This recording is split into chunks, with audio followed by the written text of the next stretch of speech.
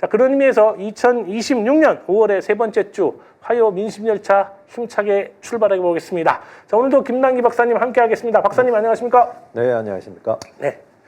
자, 그럼 오늘도 주간 여론 동향부터 살펴보겠습니다. 먼저 이재명 대통령의 국정 지지도입니다. 네, 지난주 이재명 대통령 국정 지지도는 조사별로 지금 등락이 좀 있었습니다만 전체적으로 안정적인 유지가 되고 있습니다. 먼저 한국갤럽은 긍정평가 61%, 부정평가 29%였습니다. 지난주 조사가 없어서 2주 전과 비교했을 때는요, 긍정은 3%포인트 내렸고 부정은 3%포인트 올랐습니다. 보수 진보를 1대1로 가정한 NGI 지수 역시 2%씩 오르내렸습니다. 긍정 요인은 경제, 민생이 9%포인트가 상승하면서 26%로 1위를 기록했고요. 외교는 7%포인트 감소하면서 2위로 내려앉았습니다. 리얼미터는 긍정평가가 60.5%로 다시 60% 선을 회복했고요. NGI 지수에서도 긍정이 2%포인트 올랐습니다. 여론조사꽃 전화 면접 방식은 긍정이 72.5%, ARS 방식은 긍정이 66.3%로 지난주 대비 전화 면접은 긍정 비율이 하락했고 ARS는 반대로 긍정 비율이 상승했습니다. 네. 이런 식으로만 뭐 선거 때까지 갔으면 참 좋겠습니다. 자, 다음 정당 지지율 이것도 확인해 보겠습니다. 네, 4개 조사 전체 정당 지지율 평균을 먼저 살펴보겠습니다. 아래쪽 보시죠. 더불어민주당 49.6, 국민의힘 28.6%로 민주당이 21.1%포인트 앞서고 있습니다. 지난주보다는 3.1%포인트 줄었는데요. 지금 4주 연속 격차가 줄고 있어서 이 기간 동안만 지금 6%포인트 이상 격차가 좁혀졌습니다. 이를 두고 지금 언론에서는 보수 결집으로 해석하는 경우가 지금 많이 있는 것 같습니다. 먼저 전화 면접 방식은 한국 갤럽 조사에서는요, 민주당이 45, 국민의힘이 23%를 기록해서 격차가 3%포인트 줄었습니다. 여론조사꽃 전화 면접은 민주당이 52.9%, 국민의힘은 27.9%로 마찬가지로 격차가 6.4%포인트 좀 크게 줄었습니다. ARS 조사에서 리얼미터가 민주당 45.8, 그래서 지난주보다는 2.9%포인트 하락했고요. 여론조사 꽃은 54.8로 큰 변화는 없었습니다. 이번 조사 특성을 좀 보면 한국갤럽과 리얼미터는 보수 표집이 좀 증가한 반면에 여론조사 꽃은 진보 표집이 좀 늘어나면서 기관 간에 좀 차이를 보이고 있습니다. 네. 뭐 선거가 다가오면서 지지층이 결집하는 양상이라고 하셨는데 특히 영남 지역의 이 막판 보수 결집 현상에 대해서 우려하는 분들이 참 많은 것 같습니다. 이 최근 광역 단체장 선거 그리고 국회의원 보궐선거에서도 그러한 현상들이 좀 나타나고 있는데, 자, 영남 지역 보수 결집 현상에 대해서 박사님은 좀 어떻게 해석하십니까? 예, 지난 총선 당시 부산 지역에서 그래도 민주당이 좀 여러 곳 그렇죠. 좀 당선이 될 걸로 예상을 했습니다만 실제로 부산 북갑 한 곳에 그쳤죠. 그러니까 이를 두고 막판 보수가 결집하는 것으로 그렇게 대부분들 평가하고 있습니다. 자, 그런데 보수가 결집을 했다는 것은 여론조사보다는 실제 투표에서 득표율이 훨씬 높게 나왔다는 것 아니겠습니까? 그래서 이제 국민의힘 지지자들이 위기의식을 느껴서 투표장으로 몰려나갔다. 뭐 이런 뜻일 텐데요. 자, 그런데 부산의 경우 지난 대선과 총선 득표 수를 비교를 해봤더니요.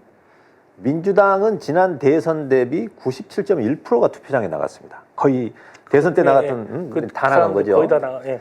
자, 그런데 국민의힘은 81.5%에 그쳤습니다. 20%가 빠졌네요. 그렇습니다. 지지층이 결집을 하면 투표율도 높아져야 되는데 22대 전체 총선에서는 0.8% 정도 투표율이 전체적으로 높아졌거든요. 그런데 부산은 67%는 0.2% 오히려 낮아졌습니다.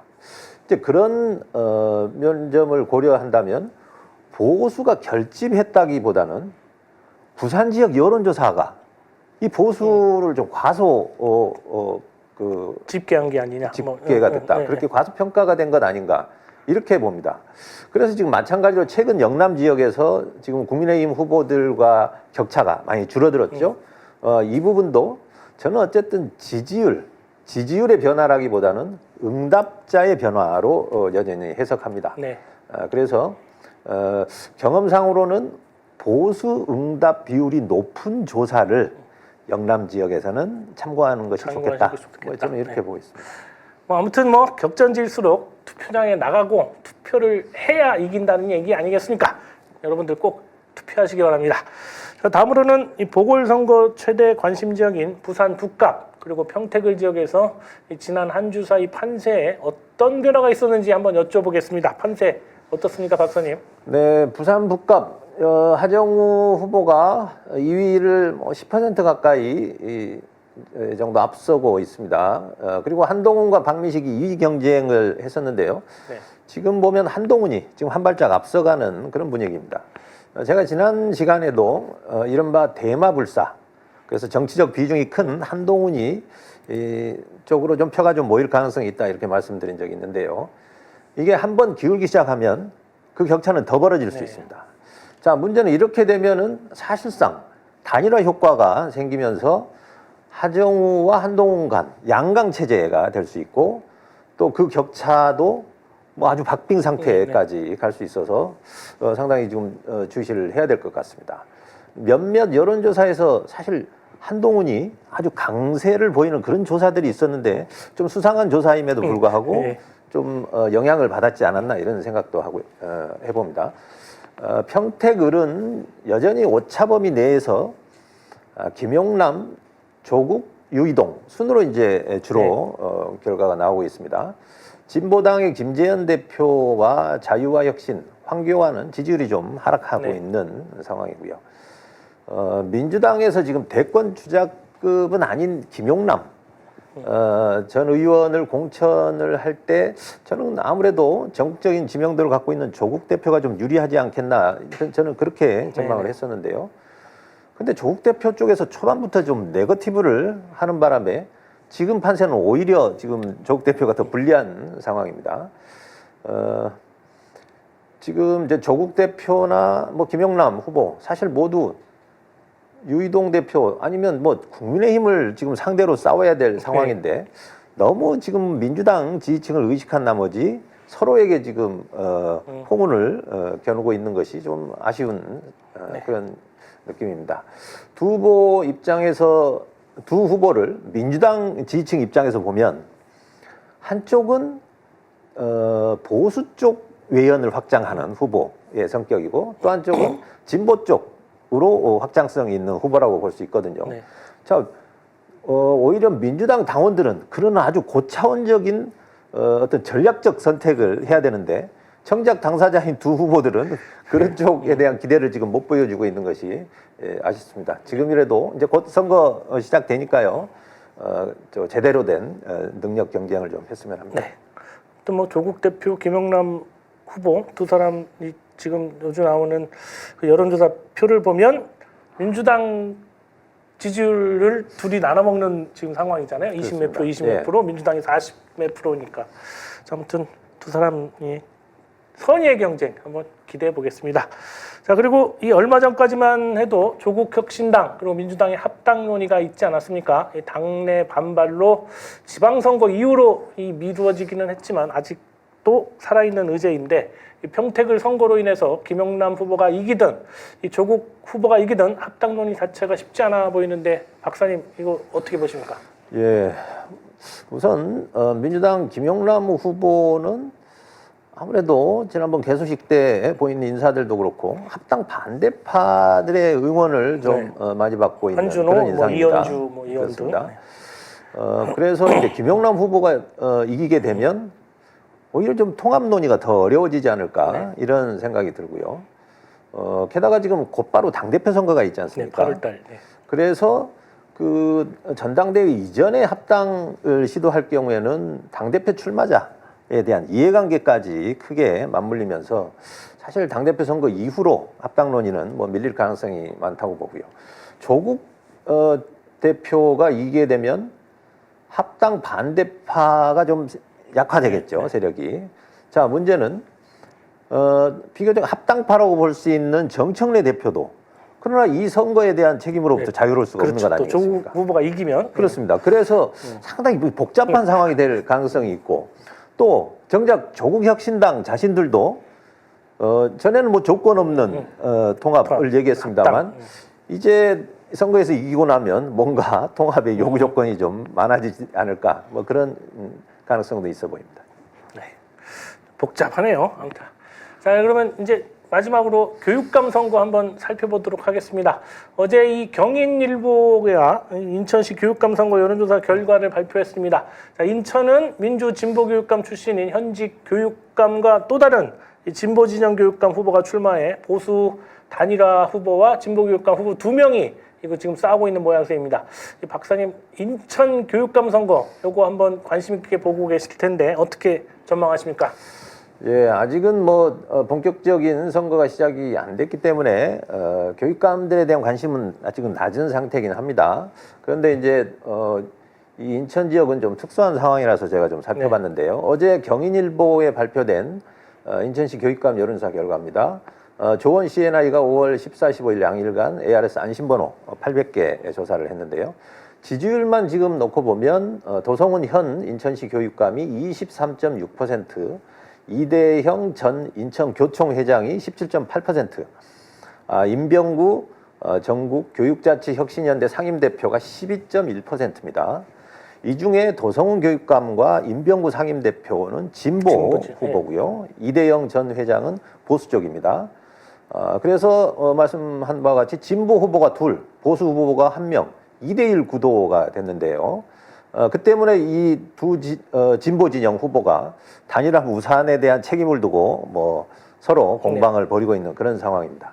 여론조사 결과를 좀 분석을 해보면 진보 진영의 그 현직 교육감이 도성훈 그 교육감이 가장 지금 앞서고 있습니다만 보수 단일 후보, 뭐 중도 보수 단일 후보라고 합니다만 네.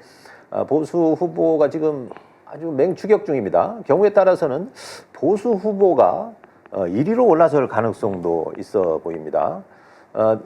지금 그리고 이제 민주당 지지층이나 진보 진영 지지도를 살펴보면 도성훈 현 교육감이 임병구 후보보다는 좀 크게 앞서 있습니다. 자, 문제는 이대영 후보가 보수 후보지 않습니까? 그런데도 진보층에서 21.4%를 얻고 있습니다. 그래요.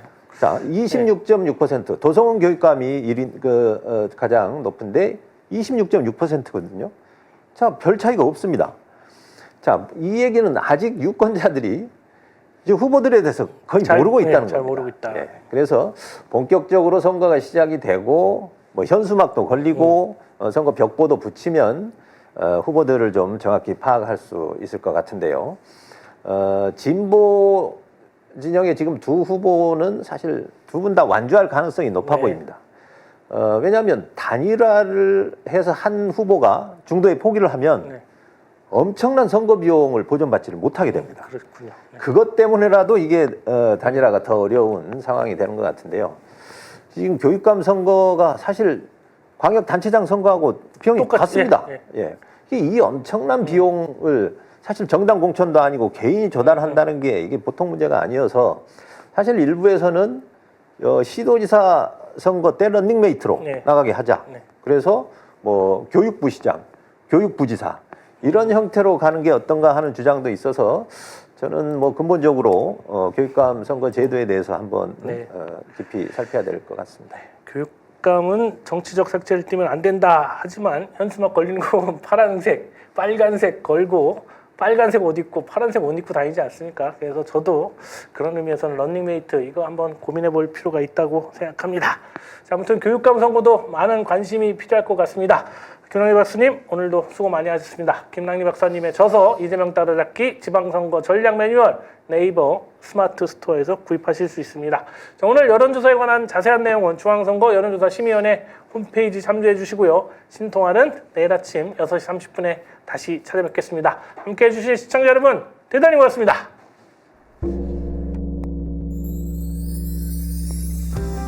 150만 구독자와 함께 걸어온 민족언론 서울의 소리.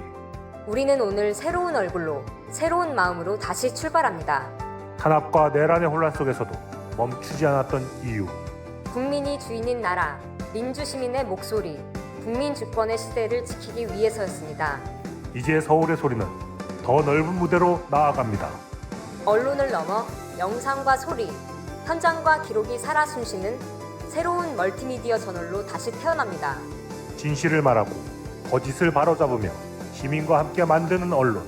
그 사명과 각오를 마음에 새기며 서울의 소리는 오늘 또 한 번 새롭게 출발합니다. 함께 걸어온 길처럼 앞으로의 길도 시민 여러분과 나란히 가겠습니다.